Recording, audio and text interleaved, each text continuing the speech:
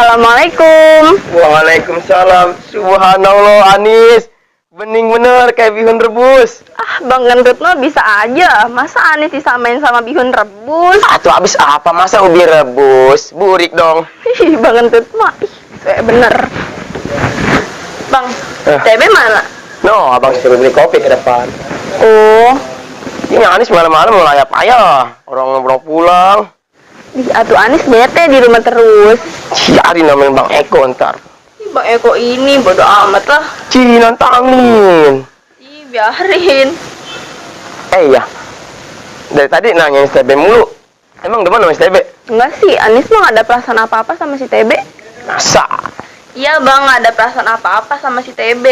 Kan Anis pertama kenalnya sama si TB. Oh iya juga sih ya. Tapi masih ada kesempatan nih buat abang nih ya. Bang Gendut mah bisa aja, dasar buaya.